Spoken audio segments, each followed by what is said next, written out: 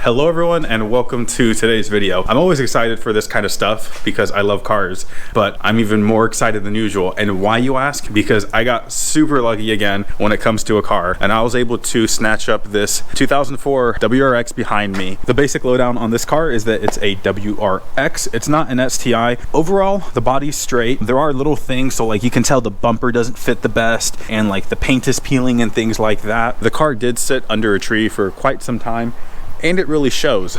But for what I want to do, this is going to be perfect. Actually, before we show you guys any more, Jesus is pulling up. What do you think of the car so far? I think it's awesome. Yeah, it's pretty sick.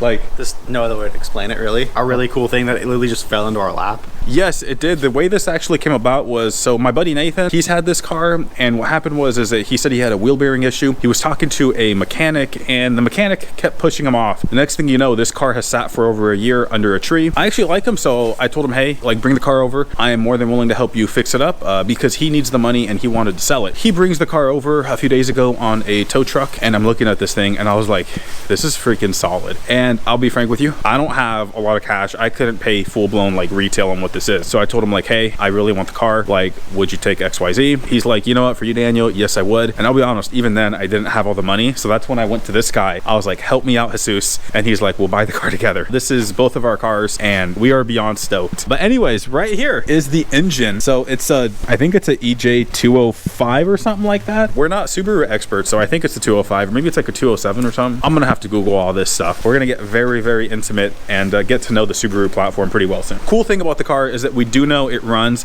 Jesus and I were so excited that we went and we threw a battery in there, made sure the fluids are topped off, of course, and she started right up. The downside is she started smoking really bad. Luckily, it wasn't like from the exhaust. It was actually right over here. The valve cover is leaking so bad that it leaked onto the exhaust and made a huge cloud of smoke. I think this interior is almost as clean as your Skyline's interior. The seat is ripped there, but the rest of it is in pretty darn good shape. Like, look at the dash. It just needs like a day to go over and just clean everything, and it looked really, really good. We should be able to fix this right up. Like, the carpet's in actually pristine shape. There's not any rips or anything like that. This thing is solid. And what's nice is that if we needed to, if for whatever reason we wanted to replace this because of this rip, these are relatively easy to come by, whether it be like Facebook Marketplace, Craigslist, or even eBay. Oh yeah. These cars are really abundant, especially in the Pacific Northwest. In the back of the interior, it's pretty much the same. Everything's like just super clean. It is raining, but I want to give you guys one last walk around before we kind of leave the car alone for today, because yeah, the rain sucks. She is pretty straight. Really, the only aesthetic things outside of the paint is that it looks like at some point there was some bumper here or like side skirt that someone took off, which I don't care about. And then they mounted this wing, which I actually think looks cool, but it's not mounted the best. So we can either take it off or mount it better. But other than that, she's pretty solid, man. Little dings here and there, but this is perfect for what we want to do. Overall, it does need quite a bit of work, so we're gonna have to change out all the fluids, timing belt. There's actually quite a few lines on there that are pretty concerning, so they're just really cracked and stuff like that. So we want to replace them before they become problematic down the road. Oh, the wheel bearing, I forgot about that. Jesus and I did lift up the car, and the wheel bearing is easily the worst thing we've ever seen.